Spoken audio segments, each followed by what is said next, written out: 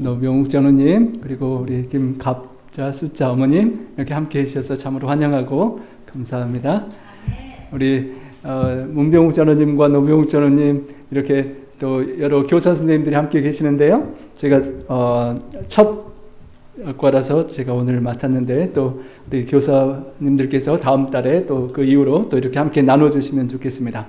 함께 소그룹으로 이렇게 주고받고 질의응답하는 이런 분위기가 이렇게 합반을 하면 갖지 못해서 아쉬운데요. 한 20여 분 주어진 시간에 짧게 한번 우리 총론을 또 일과를 함께 복습해 보기를 원합니다.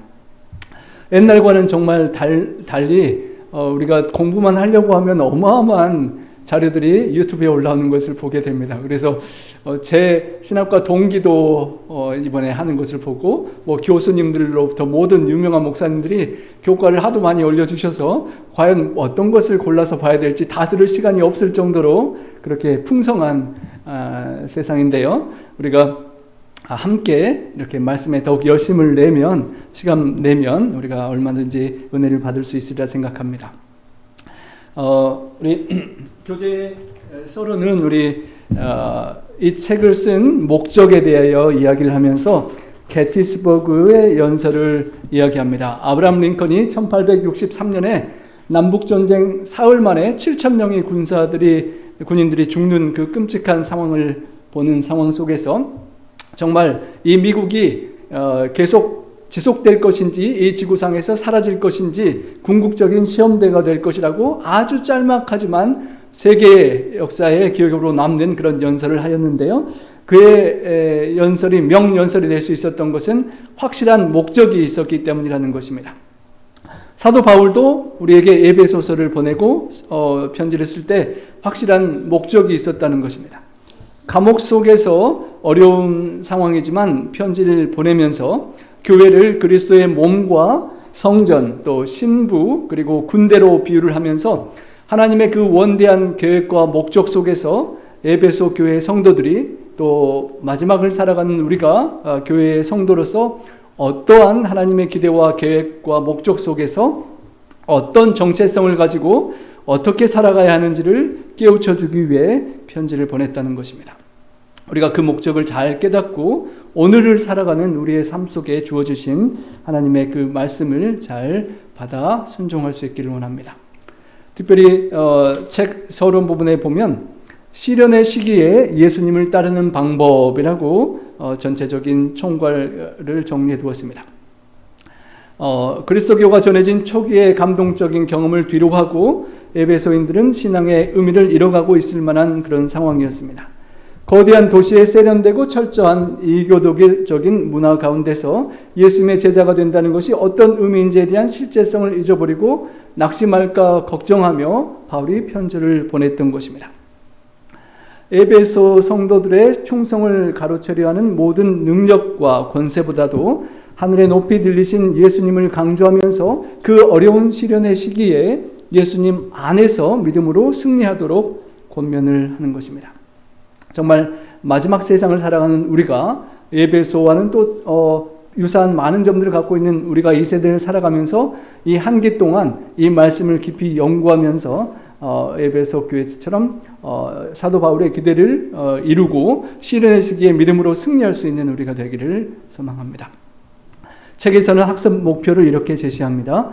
에베소서를 거룩한 하나님의 계획이 담긴 그 에베소서를 먼저 깨닫고 그 에베소서를 통하여 하나님께서 그럼 2023년을 살아가는 3기를 살아가는 나에게 준비하고 기대하시는 계획은 무엇인가를 나에게 적용하고 그 계획을 나의 삶 속에서 순종하고 따르기로 선택하자라는 그런 목표입니다. 우리 다 함께 한번 기억절 말씀 함께 읽어보겠습니다. 시작. 그의 기뻐하심을 따라 그리스도 안에서 때가 찬 경륜을 위하여 예정하신 것이니 하늘에 있는 것이나 땅에 있는 것이 다 그리스도 안에서 통일되게 하려 합니다. 하늘과 땅 아래 온 세상에 있는 모든 것들이 예수님 안에서 연합되고 통일되게 하려 하시는 하나님의 뜻이 우리의 삶과 교회에도 이루어지길 소망합니다. 일요일부터 목요일까지 주제들이 있는데요. 첫 이틀은 에베소라는 그 지역에 사도 바울이 어떻게 전도를 하였는지, 그 반향으로 어떤 일들이 일어났는지 역사적인 사건들을 이야기하고, 화요일부터 목요일까지는 성경책 본문 전체의 개요와 누가 저자인지, 그리고 어떤 주제로 예수님이 가득 그 안에 들어있는지 설명해 주는 부분으로 나눠볼 수가 있겠습니다. 에베소서의 서론을 보면요, 2차 선교여행이 끝날 무렵에 소아시아의 수도였던 에베소를 사도 바울이 처음 방문했었습니다. 그리고 하나님의 뜻이면 내가 다시 오겠다라고 말을 했는데, 다시 와서 3차 선교여행 때 다시 와서 거기서 3년간을 머물렀습니다. 사도 바울이 다른 곳은 짧게 지나갔는데 정말 온 정성과 사랑을 쏟은 교회라고 생각할 수 있을 만큼 3년간의 사역을 집중하였습니다. 그리고 3차 선교 여행 이후에 예루살렘으로 돌아가는 길에 밀레도라는 곳에서 장로님들을 초청해서 나오시라고 해서 만나고 마지막 고별 설교와 인사를 나누시고요. 그리고 로마에서 황제의 재판을 기다리는 중에 셋집 감옥, 가택, 연금된 상태에서 에베소 성도들에게 편지를 쓰게 됩니다. 특별히 에베소서, 빌립보서, 골로새서, 빌레몬서 네 권의 책 중에서 에베소서도 함께 옥중서신, 감옥에 갇히고 낙심되고 힘들 만한 그런 상황 속에서 이런 아름다운 편지를 썼다는 것이 더욱 우리에게 감동과 위로로 다가오는 것입니다.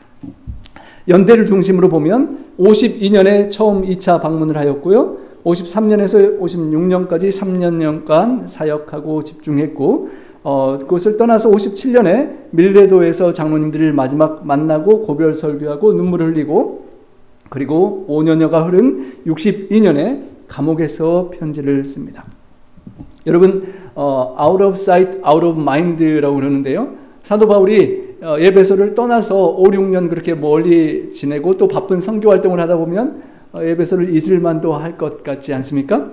제가 이 상황을 보면서 제가 전 교회를 떠난 지 이제 3년이 넘었는데요. 최근에 안타까운 성도의 사망 소식도 듣고 또 위로의 소식을 주고받고 했는데, 떨어져 있으면서도 그것을 여전히 생각하고 마음을 담고 기도하고 이렇게 편지를 한다는 것이 사도 바울이 얼마나 에베소 교회를 사랑하고 또 헌신했는지를 생각해 볼 수 있는 감동이 전해지는 것입니다. 특별히 에베소서의 핵심 주제는 예수님 안에서 연합한다는 것입니다.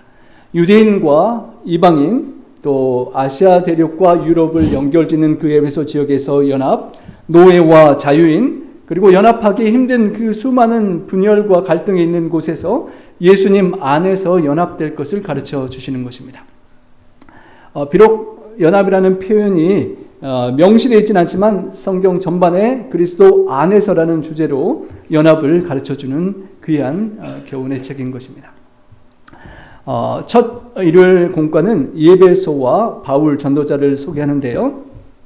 우리가 7교회에서 에베소 교회를 볼 때 살펴보았던 것처럼 에베소는 소아시아에서 제일 큰 항구 도시였습니다.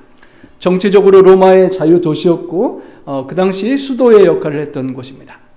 여기 로마 당시에 동양과 서양을 잇는 상업과 종교와 문화의 중심지였고요. 유적지에 2만 5천 명을 관객을 수용할 수 있는 원형 극장이 이렇게 3층으로 남아 있습니다. 그래서 2만 5천 명의 10배를 해서 25만 명의 정도가 살았을 것이라고 그렇게 추산을 합니다. 우리가 공부하겠지만 에베소의 은세공장애들로부터 순환을 받았던 곳이 바로 이 장소라고 추정하고요. 바닥에 넓은 하얀 대리석이 530m, 여러분 100m 달리기 막 해도 상당한 거리인데 530m의 긴 거리를 대리석으로 깔아놓은 그런 도로가 저 바다 항구로부터 이 극장까지 그렇게 연결이 되었다고 합니다. 그리고 양옆에 상점들이, 건물들이 그렇게 즐비했던 그런 흥황한 모습을 우리가 볼 수 있습니다. 도미시안 황제 숭배 신전, 또 티베리우스 황제의 신전, 하드리안 황제의 신전 등 그런 황제 숭배가 강요되었던, 그래서 하나님을 예배하기가 참 어렵고 박해받기 쉬운 그런 상황이었음을 알게 되고요. 고대 7대 불가사의라고 일컬어지는 아데미 여신의 신전이 이렇게 남아 있었습니다. 그래서 그 신전의 영향으로 음란하고 타락한 그런 영향력이 있었던 도시였는데 그곳에서 사도 바울과 에베소 교회가 영향력을 미쳤다는 것입니다. 저 뒤에 보이는 요한 교회를 짓기 위하여 그 아담의 신전의 기둥들이 다 옮겨져서 사용되었다라고 합니다. 그리고 이곳이 요한이 예수님 어머니 마리아에게 집을 지어드렸다고 하는 그런 유적이고요. 누가복음과 사도행전을 기록한 누가의 묘도 에베소에 있습니다. 특별히 가장 아름다운 곳이라고 하는 셀수스 도서관이 사도 바울이 특별히 그곳에서 집중적으로 말씀을 가르쳤던 그 장소로 추정이 됩니다. 그래서 3년간 온갖 노력을 다하여 선교를 했었고요. 아볼로가 에베소에서 먼저 말씀을 가르쳤지만 요한의 침례 외에는 잘 알지 못한 상태에서 브리스길라와 아굴라가 찾아가서 더 깊은 신앙의 말씀을 가르쳐 주었고 바울과 동역을 하였습니다. 그리고 성령의 체험을 하고 두란노 서원에서 2년간 머물러 말씀을 집중적으로 가르친 결과 소아시아의 그 지역에 있는 모든 사람들에게 하나님의 말씀이 전달되었다라고 하였습니다. 참으로 에베소 교회처럼 우리 교회가 이런 아름다운 영향력을 땅끝까지 미칠 수 있는 그런 교회가 될 수 있으면 참 좋겠다는 그런 기대를 갖고 우리가 열심히 공부해 보아야 하겠습니다. 사도 바울이 첫 에베소에서 활동할 때 마수라는 어떤 유대인이 시험 삼아서 악귀 들린 자들을 귀신을 쫓아내는데 예전에 자신이 하던 방법대로 하면 될 텐데 사도 바울이 하도 놀라운 기적들을 많이 이루고 하니까 한번 흉내를 내보았다고 합니다. 예수님의 이름을 대고 귀신을 쫓아내려고 하니까 귀신이 반응하기를 내가 바울도 알고 예수님도 아는데 너는 누구냐라고 그렇게 대들면서 달라들어가지고 완전히 창피를 당하고 어려움을 당하는 사건이 기록에 남습니다. 그래서 에베소에 사는 유대인과 헬라인들이 이것을 알고 두려워했다라고 했습니다. 그러니까 주술사들, 귀신을 쫓아낸다고 하는 사람들이 예수님의 이름 앞에서 얼마나 실제적으로 그 마귀가 예수님을 두려워하는지를 알고 보고 사람들이 그것을 보면서 바울이 전하는 하나님이 진짜 하나님이다라는 것을 인정하고 자복하고 회개하고 그런 변화가 있었다는 것입니다. 이런 능력이 있으면 얼마나 좋겠습니까? 이런 능력이 정말 우리 교회와 삶 속에 일어나면 이런 아름다운 영향력이 주변에 미쳐질 텐데요. 은화 5만 개의 가치가 되는 마술 서적들을 다 모아서 불살랐다고 합니다. 여러분, 은화 한 개가 하루 임금이라고 칠 때 약 20만 원 치면 100억 원에 달하는 것을 불태웠다는 것입니다. 100억 원 어마어마한 돈의 가치죠. 그리고 마술을 하는 사람들에게는 그 책이 아주 중요한 책이고 주문과 마법과 부적 그런 역할을 하는 책인데 그것을 다 태워버릴 정도가 되었다는 것은 예수님과 우리 하나님 창조주 하나님에 대한 신앙이 얼마나 위대한 것인지를 인정하고 그것들 다 포기했다는 것을 우리가 보게 되는 것입니다. 성도 여러분, 우리의 삶 속에 혹시 이 주술사들처럼 무언가 내버리고 태워버려야 될 무언가가 있지는 않는지 생각해 보아야 하겠습니다. 저희가 한때 좋아했었던 것을 이제는 미워한다는 것을 나타내는 방법으로 다 꺼내놓고 불태워버렸다는 것입니다. 우리의 삶 속에 하나님을 의지하는 것보다 더 좋아했던 그 무언가, 때로 가끔 한눈을 팔았던 그 무언가를 우리가 다 마술사들처럼 내놓고 태울 수 있는 우리의 그런 참된 회개의 증거가 있기를 소망합니다. 사람들의 편견과 돈에 대한 사랑도 하나님의 말씀 진리는 이길 수 있도록 도와주었던 것입니다. 참된 변화라는 것은 사랑하는 대상이 변화하는 것이라고 티모티 켈러가 썼는데요. 진정으로 변화한다는 것은 그들의 생각만 변하는 것이 아니라 정말로 사랑하는 것이 변하는 것이다.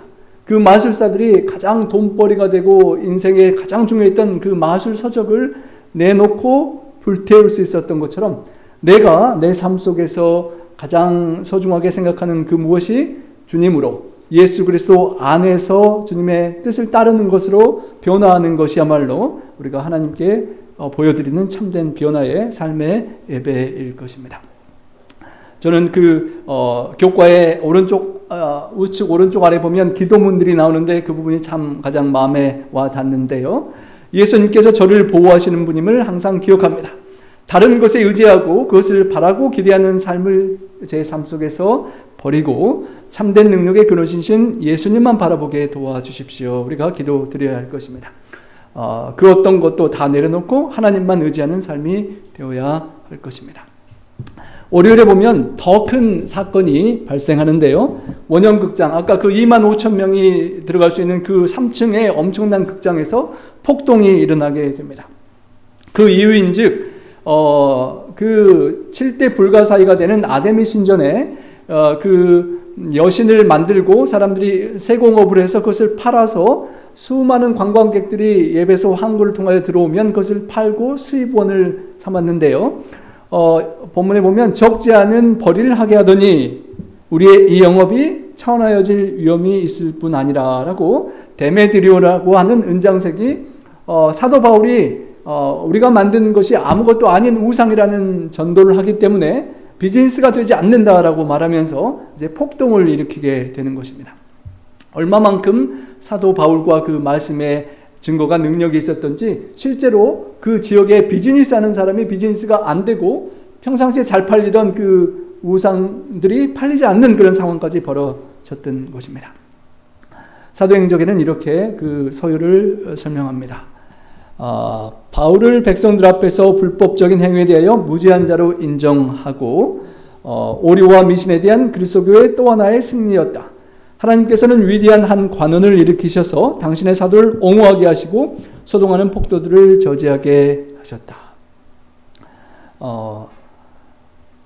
서기장이 그 폭동을 잠재웁니다.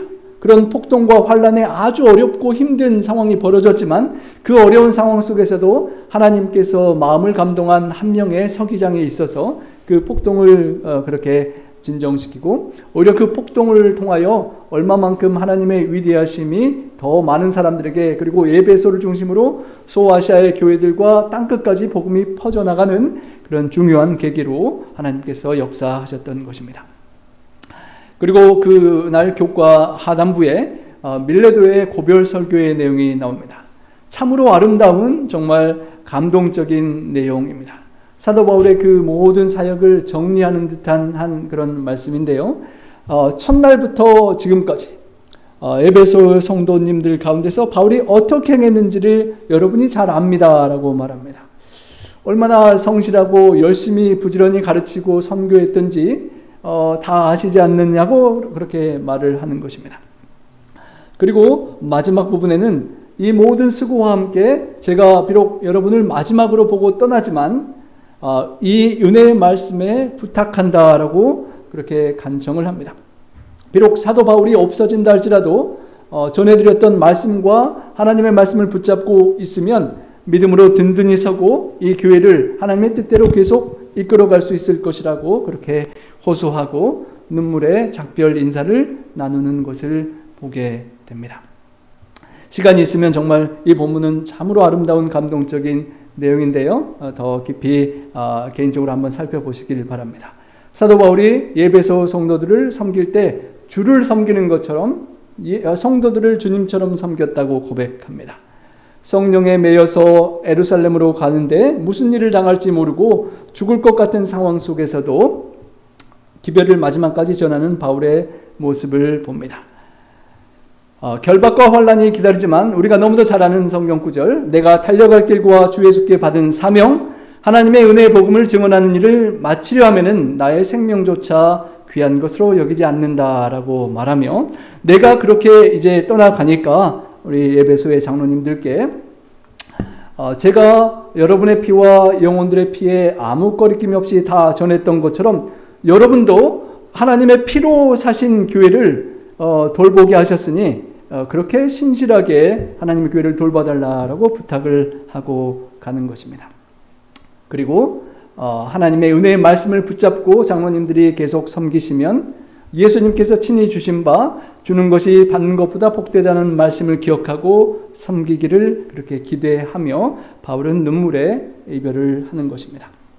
화요일 소지는요, 에베소서 성경 전체를 한번 읽어보라고 권면합니다. 여러분 설교나 어떤 공부를 할 때 한 본문을 자세히 다루지만 성경 전체를 다루기는 힘든데요. 한 가정이 또 개인적으로라도 성경 전체를 한번 읽어보시고 들어보시는 그런 시간을 꼭 갖게 되시길 바랍니다.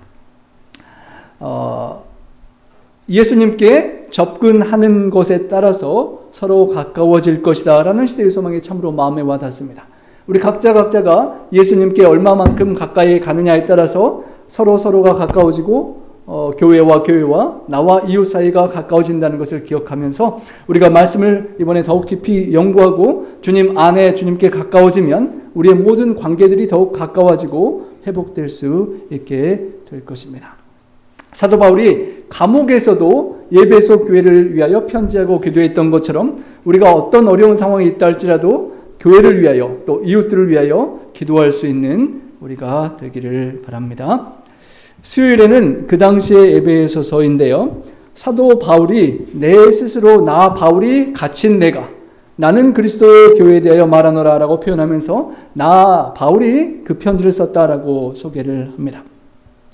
에베소에 있는 성도들, 신실한 자들에게 하나님의 창세 전부터 있던 그 뜻을 전하는 그 소식을 통하여 우리가 저자와 그 내용을 알 수 있고요. 특별히 감옥 속에서라도 멀리 수년, 5, 6년이 지난 상황 속에서도 성도들을 위하여 생각하고 기도하고 마음을 전하는 그런 사도 바울의 마음이 교회를 사랑하는 우리의 마음이 되어야 할 것입니다. 이제 목요일은 그리스도로 가득 찬 편지라고 합니다. 에베소서를 읽으시면 계속 그리스도 안에서라는 말이 반복되어 나옵니다. 그래서 총 155구절이라고 그랬나요? 그 전체에서 약 30번 이상이 예수 그리스도 안에라는 말이 강조가 됩니다. 그만큼 예수님 안에 있는 것이 얼마나 소중한 것인지 그 안에 모든 해답이 있고 그 안에서 모든 문제가 해결된다라고 권하는 것입니다.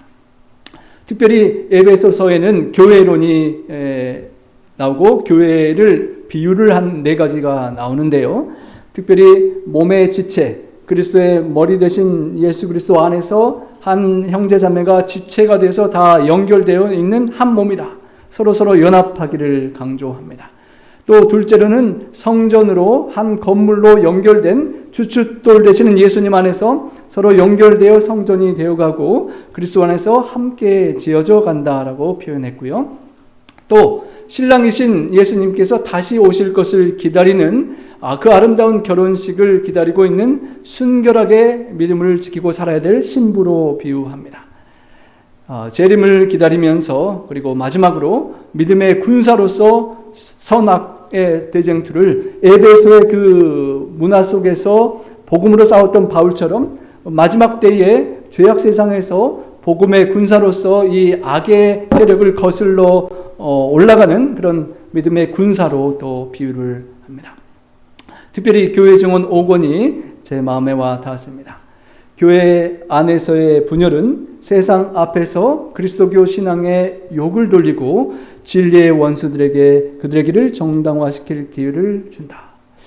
예수님 안에서 가까워지고 연합이 되는데 사탄 마귀는 그것을 시기하고 분열을 일으키고 다투게 하고 나누게 하면서 세상의 복음을 사도 바울이 에베소와 그 영향력을 미쳤던 것과 반대로 영향력이 줄어들고 가마를 끼치지 못하도록 한다는 것입니다. 그러기에 우리가 더욱 주님을 붙잡고 믿음으로 이기는 삶을 살아야 할 것입니다. 여러분, 에베소가 너무도 위대한 도시였고 그곳에서 사도 바울의 사역이 너무도 훌륭한 사역이었습니다. 바로 이곳이 그 당시에 사도 바울이 전도할 당시에 바다에서 물이 들어와서 큰 극장과 건물들 바로 앞까지 와 있는 그런 아름다운 모습인데요. 실제로 이렇게 그 항구가 들어오는 항구와 그 극장이 그리고 그 500 몇십 미터의 대리석길이 이렇게 가깝게 연결되어 있고 최고의 그런 흥황하는 문화와 상황 속에 사도 바울이 복음을 전했었습니다. 그런데 오늘날은 위에서 강이 내려오면서 퇴적물이 계속 쌓이고 지형이 변화되어서 항구가 저 멀리 가야 있게 되는 상황이 되었습니다. 그래서 그 유명했던 화려했던 그것이 오늘날은 물에서부터 저 멀리 산 밑에 보이는 그 원형 극장까지 이렇게 거리가 되고 에베소라는 그 도시가 이제는 유적지로 남게 되는 안타까운 모습을 보게 됩니다. 요한계시록에 에베소에 예수님께서 기별을 보내시면서 처음 사랑을 회복하라라고 하셨는데요. 사도 바울이 썼던 에베소서의 그 놀라운 기적적인 역사들이 우리 나파교회를 통하여 우리 지역교회에 과거에 아름답게 일어났고 개척을 이루었던 것처럼 또다시 한번 새롭게 그 첫사랑이 회복되고 그 놀라운 역사가 이루어지기를 소망합니다. 낙심할 위기에 처해 있던 에베소 교인들을 격려하고 하나님의 계획을 보여준 에베소서를 한 기 동안 공부하면서 만물을 예수님 안에서 통일하는 그 계획 가운데 에베소 교인들이 직면했던 문제들이 어떻게 해결되었고 또 우리 네파 교회와 우리 앞에 펼쳐진 모든 문제들이 예수님 안에서 그 권능으로 어떻게 해결되는지를 계속 믿음으로 보고 경험하는 우리 모두가 되기를 바라며 말씀드리겠습니다.